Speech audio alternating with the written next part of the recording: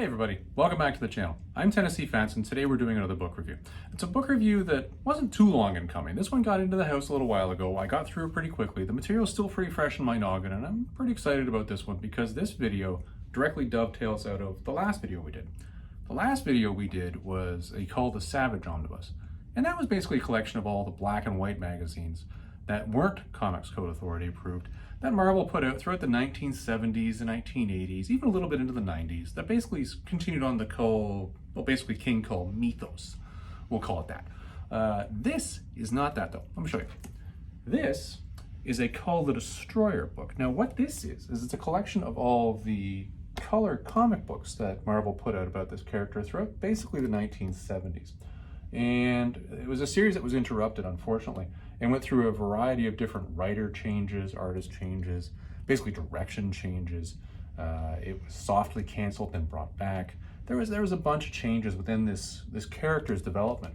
And really for the reader, and I made this comment in my other video as well, it was rather difficult to figure out, well, who the heck is this guy and why is he so important and why actually did Robert E. Howard put so much work into him? Well, this is a collection that kind of tries to fix that, just like the other collection, but this one gives you the full story that the other one was sort of a snippet of. We'll get into, I'll explain how that works in a little bit, but effectively this has issues 1 through 20, is it 9? 29. Issues 1 through 29 of the original series there, as well as some of the magazine content, and it's there for a reason. I know I mentioned this is a color collection, and it is primarily, but let's get into the book and then I'll explain why that's there. All right, and we're back. All right, so here's the book. Bam. Now, you can see that I have a lot of post-it notes around this because, well, we're going to go through this thing in a little bit of detail here. But before we do that, for anybody who hasn't subscribed to the channel yet, because I am getting more into these book reviews, if you're enjoying these, subscribe to the channel. It's a good thing. It does help out. And hit the like button. There you go. I've done my YouTube obligatory requirement now. So let's get into the book here and stop talking about YouTube. So what I did buy, and you'll notice this if you see this, because there is a different cover for this book. I bought the original, the original art cover on this one. I'll show you. In the back here, what you have is the updated cover art for the dust jacket that they did. I did not buy this because when I was looking at this I was ordering it in the shop, said my local comic shop, that is, said to me, well, Tennessee Vance, you can get the original 1970s style art or you can get the new one. And my response basically was, you can take that newfangled stuff and tell it to stick it. Because if I'm reading a 1970s character, I'm going to go with the 1970s art. So again, we're going to get to a thing with me and dust jackets. I never read the book with the dust jacket on. I find it just gets in the way. It's great for sitting on a shelf and it's great for visual appeal. So yeah, that's nice. And this is a nice bright dust jacket, but to me, I'm always going to what's underneath it. So let's go with what's underneath the dust jacket right off the bat. Let's get into some of the administration around this book. So for those of you who have watched my Kull the Savage video, you are going to see something very similar here, because guess what? It looks the exact same. They did the same thing with this one. Clearly these two omnibus were released at the same time, same designers and the same intent. And that was really to get readers of our generation familiar with this character. You get this thing back in print and, well, I guess to an extent, also gauge what the interest is. Are people even interested in reading more about Kull? Is he a dead character that nobody even cares about anymore? Who knows? I guess if you're sitting over in the Marvel Studios, you'll have a sense of that based on sales. Well, I bought it, so I can tell you I'm interested in it because it's a Robert E. Howard character. So I do like this book. Same comment I made with the other one. I like the layout, I like the design, I like this sort of soft feel to it. It's a matte finish. And this is a heavy book. Again, administration about the book, it's what, 700, almost 800 pages, so it's slightly smaller than the other omnibus, but it is heavy. This is high gloss, high quality paper this is printed on, which is really nice when you're reading a 1970s book, because back then they didn't really produce them all that well. So when you're reading the originals, if you have the hard copies, you're basically looking at them going, what? This image doesn't really speak to me, but when you look at it when it's reprinted, let me just give you a sense here for just a random reprinted page. Look at that. That is some sweet touch-up and design. I'm not seeing any pixelation in there. I'm not seeing any of the dots from the print. It's nice looking. They did well with this. So administrative-wise, this is a good book. Marvel, you've done good on that. Another thing I like about this is a standard thing for me. When I'm looking at one of these things and I'm reading the story, because I'm a visual guy, I like to know what the heck I'm talking about. I like to understand the story. The inclusion of the map for me was an important one. This is the same as they did in the other Omnibus, so they were following suit. They put it in here again, nice and bright, very big, lets you see what's going on. And this is important because if you read the entire thing, which most people who are watching this video probably would, but otherwise why would you have clicked on it? You're not spending the entire story in the City of Wonders. This story leads here, here, here, here, here, down here a little bit. It's all over the place. So when you're reading it and you're wondering, hey, what's going on? Well, go back to the map. I did frequently. I'm like, well, where the hell are we now? Oh, we're over here now. Got it. So important point to me. Another thing that I like about this is the inclusion of this. Now, this is the first, oh, let me put it to you this way. A lot of people say that the brief appearance that you have of Kull, basically in a flashback, in that Conan #1 is the first appearance of Kull in comics. You know, I'm of the opinion that when a character appears and they're nothing but a flashback, that's not their first appearance. That's just, I don't know, a depiction of them. Because they're not doing anything. It's not a story about them. It's what's going on here. Creatures on the Loose was, as you can see, the coming of King Kull. This was, in my opinion, the first appearance of Kull. Conan the Barbarian #1 clearly deserves the right to be called the first appearance of Conan, but in my opinion, I would argue this is it because this is an actual story, not just an image in a flashback. Anyways, that's my thoughts. Most people wouldn't know this though. First issue, full story about Kull, was actually a Bernie Wrightson story. Bernie Wrightson did the art in this, and it's right down there, look at that. And what you don't have for the rest of this story, this character, is any other Bernie Wrightson. This is the only one that Bernie did for this particular character for a lot of reasons. And you can read through the full-blown intro at the front explaining why the whole thing happened and why this art was actually touched up a fair amount before it was actually put out. But this is a nice inclusion. And this was produced in black and white in the other book. Seeing it in color here, very nice. I actually do own this book, the first appearance of Kull, Creatures on the Loose #10. Mine is CGC graded though. I bought it that way and I'll never be able to read it because it's in that stupid case. So, but I like it. It's got the art. It's all full detailed and I like basically the grit. I like Bernie Wrightson's art. I also really like his Swamp Thing because of the grit to it. Like the detail of these little things, these little tendrils sticking off a tentacle. It's quite something. It's them coming out here just like, it's good. It is good. We'll just leave it at that. So that thing that I really liked in this particular book, it is a positive thing. Another thing that I really liked, and again, administration around the book that was included in the book, and we're going to the back now, is the roughly 50 pages of art that's included in the back of this thing. So when they produced this, they said to themselves, hey, you know what? We got all these extra pages of stuff. What are we going to do with them? Well, they literally put them in. They're there. They're right there looking at you. And it's funny because I know one of the things that artists, I guess, sometimes were half joking about, half time were not, when they sent work off to Marvel, if they weren't literally drawing it while they were there, was they would throw in comments of, well, they were always sort of half joking that things tended to grow feet before they went to the inventory. And here, as you can see, here's a touch-up of a cover. Original cover and then the touch-up. It's a known thing at Marvel that art grew feet. I mean, just read any of the stories about Jack Kirby and his fight with Marvel to get his art back. Well, the reason why Marvel couldn't is because they didn't have it. Because they were just either A, trashing it, or B, quite frankly put, they were just having it walk out the door. This one kind of made me chuckle though, because this is John Severin who did this one. And could I have this back before one of the thieves grab it?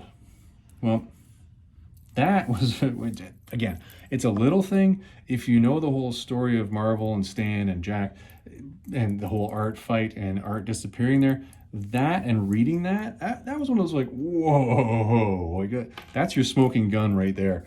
For me, it says, yeah, I guess that kind of does validate that claim, which was cool. It was really cool. I enjoyed seeing all the art in the back. So things I really liked about this book, that was well done. Another thing I really liked about this book, and this gets to, well, it gets to the comment I made earlier in the intro, which is when I said, hey, there is some black and white included in this. The other book, which was much larger, was all black and white, except for that map. This one is all color. And when you're reading through it, and this is actually a big thing in the story, there's a part of the story where it gets interrupted and goes over to black and white magazines. And it's here.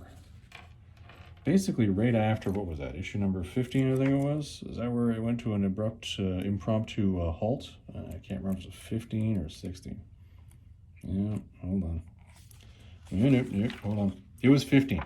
After 15, you had this abrupt halt. And when that happened, they switched over the stories to the magazines.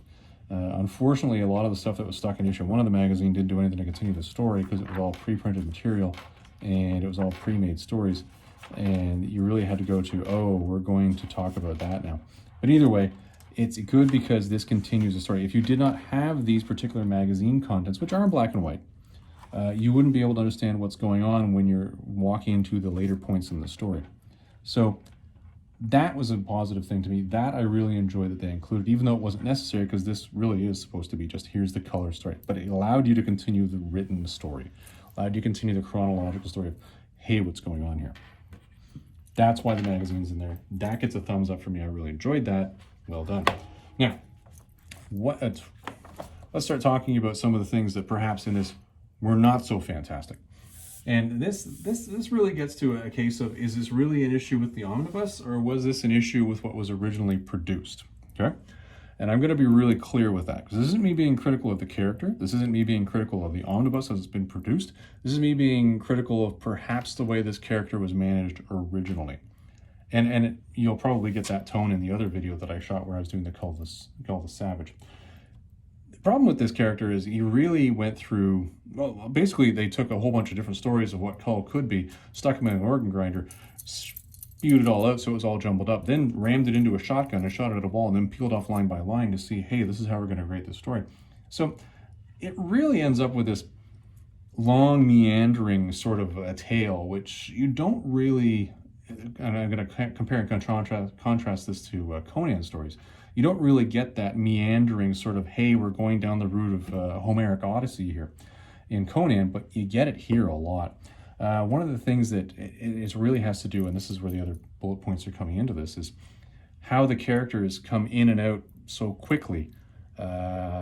Basically, they're in the story, they're out of the story, and it leaves you sort of sitting there going, well, hold on, what's the importance here? I don't really grasp what's going on. Like, one of the things that we always wonder is, well, what's the origin of Kull? Well, unfortunately, and this isn't an issue of the omnibus by any means, but it was an issue of when they were originally written. Well, what's going on here? Well, there's your origin of Kull. Starts about here, and then travels away along over here, and it ends there with him jumping in the water, and then he goes off and becomes a gladiator, and ends up becoming the king. It's a really brief story, and I understand that it had to be brief because of the content. You can't sit around all day really yammering on about this. One of the most traumatic aspects of his basically his origin is when he had to, unfortunately, kill this person. And it was, and the way they wrote it was, it really was a mercy killing to kill this person. And I'm not going to spoil it. That's particularly important. Go read the Kull the Savage and make sure you read the whole thing, and then you'll understand why this is so important that even Kull doesn't know why this is important. But you can go ahead and figure that out later. This is the origin, and it's a couple page origin here. And as throughout the story, because what they're doing is there's time passing, chronological time passing between when the issues are coming out, and I guess they were losing readership, getting new readership, so they had to keep rehashing it. This story kept getting pared down, to the point where it was literally like almost a page. Here's your one-page synopsis. It was like what you would call a 30-second elevator pitch, where you'd be going, huh, really? And it sort of lost a lot of meaning through all that paring down. So one thing I just sort of stepped back and went, I'm not really sure about this. Another thing was the whole issue of the characters, and the characters coming and going so quickly. There's a character over here, boom. See this guy jumping down here, because, you know, Kull just decides, hey, I'm going to dive into this bear pit where this enraged bear is killing people and help out because I've got nothing better to do with my time. And he's on the losing end of the stick here. And this guy jumps down out of nowhere and basically slaughters this bear, saves Kull's life. And you're like, oh, okay, that's kind of cool. And then what happens is this guy develops a little bit more and more. We're like, okay, what's this guy's name? Oh, his name is Zarkus. Oh, what does he do? And it's interesting that in this story, which is actually one of my favorite stories within this book, it really compares and contrasts Zarkus versus Kull. Zarkus very much behaves like what we picture Conan behaving like. He's just this meandering barbarian, won't be tied down. Even romance is something, yeah, I'll get a little romance here, he's moving on. but he's this raging barbarian adventurer, which is really cool. It means a lot, and Kull really sort of gets along with him, and because of they share some common characteristics, they get along. But he also doesn't trust him to a point as well, because he's like, you're just some thief that's going to come wandering through my kingdom and then head back out. Well, within one issue, here you are, you're on page 161, where there he is, that's explaining him. 159 was where he started. Well, by 177, he dayed. And he not dayed for any particular reason. Like, he did more adventuring to save Kull in this whole story, where Kull went into this subterranean kingdom and fought a giant worm, than anybody else in his kingdom, even Brule the Spear Slayer. What do they call him? Spear? Brule? I can't even remember now, but Brule. Even though Brule, his best buddy, did less of a job. But he dies because he finds a pretty purple flower and picks it up, and it just happens to be poisonous. And I think the writers were kind of making fun of that later on, because there was a couple issues later, where suddenly the death of Zarkus starts to make a heck of a lot more sense, and it draws in a little more, because they're saying, well, that action actually has consequences, because here's this White Queen lady who rules another kingdom that decides to declare war on Kull's kingdom. Like, hundreds of thousands of people are dying here because they're having a war, because she's upset because the guy that she loved has been killed by Kull. At least that's what she thinks, because, he just ended up there and now he's dead. See, here she is, like, palming a statue of him. At the end of the day, a whole battle ensues. They poison Kull, or they attempt to, and he goes a little bonkers. But he ends up winning the day, and it's sort of one of those things where, like, oh, okay, well, he kind of wins, and yeah, I get it. That's great. Let's move on, and he just lets her go. But that's a huge impact for the kingdom and for the people, in that here's a whole war that was started just because this one barbarian guy picked up a flower and died. I think that's actually the writers making fun of themselves a little bit on this one, which I thought that was it's a thing. So that's one aspect of a character example that just comes and goes. I can give you here another one that I'll give you here is Thulsa Doom. For those of you who know, Thulsa Doom is Kull's #1 bad guy, and here he just appears out of nowhere. Here he is up in the upper corner here. He just appears out of nowhere in his human guise, and Kull's off, wiping out serpent people, because that's what he does. He wipes out serpent people, and good for him. And he finds this guy in the tower.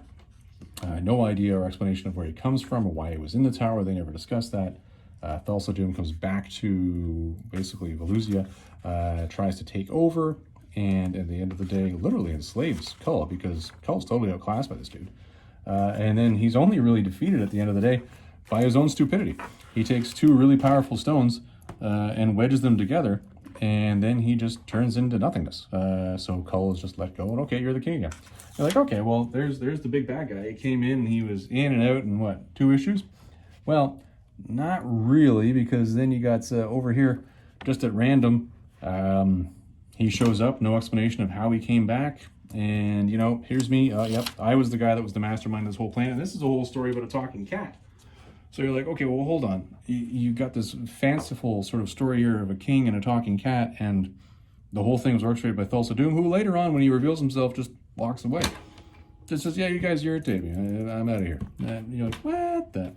And again, you've got characters coming and going. It's just one of those things where, like, I don't really get the point here. I don't really quite understand why we're writing down to this. I don't get it. And then you've got, as you can see, a whack of story there. And then you come to the By This Axe I Rule story, which is a classic Howard story, which really shapes the story of King Kull here. And you've got 3 issues that lead into that then lead to his exile. But that's it. This is your Robert E. Howard, like what I would call the swan song here. It's in 3 issues in the middle of the series. And then Kull is off, and it doesn't even end the way that the story ends. It's Kull is deposed and is left running away, while you've got Thulsa Doom running the castle, and Kull's doing everything he can to try to, get people back together to fight for him, and he just can't find anybody. He can't get an army to help him depose, basically, Thulsa Doom. This is what all this story is here. It's starting this Odyssey-like story of side quest, side quest, side quest. Oh, by the way, here's another side quest. It's just one of those things that just continues to run through, where you're thinking, man, that is really something. And this is where I think they really lost the readers, and that's where the story at issue 15 ended. and which is why they then had to kick over and go into the black and whites, because I guess the sales were slumping. So then you have over here, boom, the return to the regular series. Well, now it's the later half of the story. And I've already talked about how Zarkos comes in and out. Thulsa Doom is now the king of Volusia, and you're like, okay, well, that's kind of a thing. Kull is back in Atlantis trying to raise an army, and you're at 463 here. Well, this thing goes up to about, what, 750 pages? And it's just this ongoing odyssey of shifting writers, which sort of create this myriad of things, where major things that happened in the magazines that were built into the story, such as Kull having these visions of actually being killed by Thulsa Doom, Kull constantly understanding that he's going to die, and he's constantly re-questioning this. Hold on, am I going to get killed in this process? Should I really do this? And then at the end of the day, he still decides to do it anyways. That all sort of is glossed over. Instead, they sort of go into this story where you've got now some crazy sorcerer that's here that's got a negative or a bad male side and a positive female side that are fighting one another, and they're ruling this kingdom, and things just aren't making sense. And Kull goes on this crazy story where he's basically spends almost 3 or 4 issues fighting this guy that's this, well, what would I call him? I would call him this, he was supposed to be the king of fire and something else, but he was this crystal dude, and oh, there it was right there actually. Hold on, let's go back there and I'll actually say. Flame and Frost. He was this crystal encompassed dude that was just running around. There he is there. And he's just constantly fighting him. Kull literally goes to hell with Redondo, who's basically his flunky. They go all the way to hell to defeat this guy. The male version, the evil version, eventually dies. And you're thinking, okay, that's the end of it. Well, no, now the female version just suddenly reappears, but she never comes back for the rest of the story. That's the end of it. And that was just, I don't know, it seemed to me like that was almost like a page waster where you're just wasting through issues. You get into this story where he's fighting some sort of a mound of just flesh that he found while he was sleeping in an old city, because he couldn't find where he was, because when he came back out of hell, he was on the wrong side of the earth, which is why that map was so important. And then you get over here where we get to the next part where I say, characters kind of come in and go. Boom. This is the intro of Lorelei. Now, Lorelei, the name is given to her from a sea nymph. She is basically the love of Kull's life, if you read through all the chronology that was presented in the other book. And she's just here. She's just here one day, and you find out later this whole thing was orchestrated by Thulsa Doom. But nobody ever tells you who because she has no memory of who she is. She's a crazy fighter, almost like a Red Sonja or a Bellet. But she has no memory of it. Oh, also, by the way, she has no memory why, but she can't fall in love with somebody who lives by the sword. So while Kull is a barbarian and trying to raise himself to the point of king, yeah, he's not good enough for her. But again, no explanation of any of that story. And it goes through this long, meandering issue of, well, where is this coming from? Where are we going? They end up finding basically a kingdom on the far side of the earth where there's a curse in place where, yeah, they want Kull to become the king, and that's all fine, but for Kull to become the king, he has to get this crown that's been stolen to a different dimension. Kull the entire time has no idea why he's going on this. Why do I have to get this crown? Well, the only reason he can understand is I'm getting this crown so I can rule this kingdom, so I can then turn around and go back and attack my own kingdom, which is led by Thulsa Doom, and kill him. This is his grandiose plan, as opposed to, just taking a kingdom on the other side of the earth and being happy with it. No, that's not good enough. So, he goes and he fights this extra dimensional guy. He gets his crown, and then at the end of the day, it all comes back with, oh, by the way, Kull, just in case you were curious, I'm the one that orchestrated all of this long meandering odyssey. Yeah, think of me as the guy who's actually been dragging you through it, and I'm now going to, beat the living crap out of you and reduce you to ashes. And what I'm going to do is I'm going to make you take this crown after I've beaten you without killing you and stick you on this throne so you're trapped here forever. That is Thulsa Doom's grand plan, to stick him on a cursed throne where once he's got it on his head, he can never leave. That's it. He can kill him at any point in time. That's not good enough. No. This was his plan. And how does this whole problem get solved? Well, I'll tell you how the whole thing gets solved. Well, he's pretty much got him beat. He's about to stick the crown on his head. He just grabs it and says, nope, no thank you. Pushes him into the throne, sticks the crown on his head, and now Thulsa Doom is stuck there. That's it. That's it. That's the culmination of the whole story there. Which, I tell you, this to me was like, okay, you guys are just trying to wrap this up a little too fast for me. at the end of the day, you end up getting to the transition point, which is probably where the more interesting stories will occur, which is Kull makes his way all the way back home from the other side of the planet, takes over his throne, and everybody's happy. I'm assuming at that point in time that Lorelei is with him, and that she's, accepted the fact that he's a king, and that's all good, so she's willing to be okay with his job. But it just takes you there, and that's where it sort of ends. Now, the Kull the Savage stories have a little more of the adventures after this point in time. They're quite entertaining, and they really give you more of a sense of, flushes out the character. So to me, if I was saying, I've never read Kull before, this is what I want to read, am I really going to enjoy this? Well, I'd honestly have to say, and this isn't an issue of the Omnibus by any means, it's really an issue of the actual content. I don't think the average reader would really get this. I really don't. I think they would probably be bored halfway through, which is a shame because this character really deserves more. And I think it has to do more with the fact that this character was just left in this meandering sort of limbo as this story was moving along, where there wasn't any succinct, here's our plan for a 10, 20, 30 issue span. It was just, let's just keep producing these and hopefully we'll get to an end. And to me, that's where it lost. So this book, yeah, it's great. If you're a real Kull fan and you really want to read this and you want to understand the character and what the heck was going on in a bunch of those stories that were in the other omnibus, then yeah, buy this. But the funny part about it is, if you really just wanted to read the story from beginning to end, at least chronologically, then this actually has the magazine stories in it. So you could have just read this, but then I think you probably would have been a little disappointed.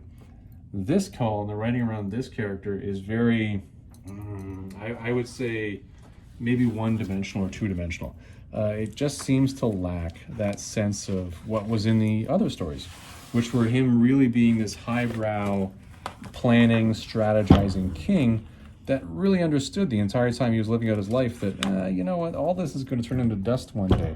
And I've seen the future, and I've seen the cosmos. Because none of that's actually written into this.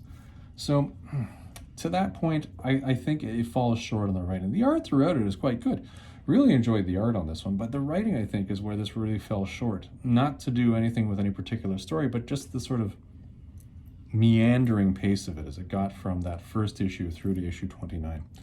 Now, do I think it's a good omnibus? I think it's a great omnibus. Do I think that they did an okay job with a Robert E. Howard character? Well, yeah, I mean, they did the best they could.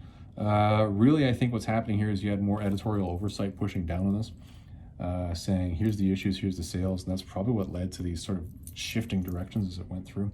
And it really led to this, basically taking it more back to like a barbarian adventuring story as opposed to a, hey, I'm Kull the King and this is what I do. So, I don't know. If you're looking to get to know a character, I'd say buy the Kull Savage omnibus. It probably gives you more of a sense of it, but watch my other video because you really get a sense of where I'm saying, the layout of that one's kind of a little lost. If you want this because you're a completist and you're saying to yourself, no, I want to read every Kull story that they've done, enjoy the book. The art's really good, the layout's really good. They did a really good job putting the omnibus together. But as I say, make sure you're reading this maybe when you're sitting by a pool or something where you're not looking for, hey, I need bang for my buck right now in a book, because this is going to take you a long time to get there. Well, everybody, that's it for this video. I hope you enjoyed this one. Next video we're going to do is going to be another review. And I'm going to step back and I'm going to say, hey, not even a Robert E. Howard story. What do we think of 2019 and how it handled Conan the Barbarian? I just got this, so I'm 2 years late to the table, but you know what? I've now been able to read this front to back, and I'll give you my 2 cents on this one. Everybody, I hope you enjoyed this one. Make sure to like and subscribe. I'll see you in the next video.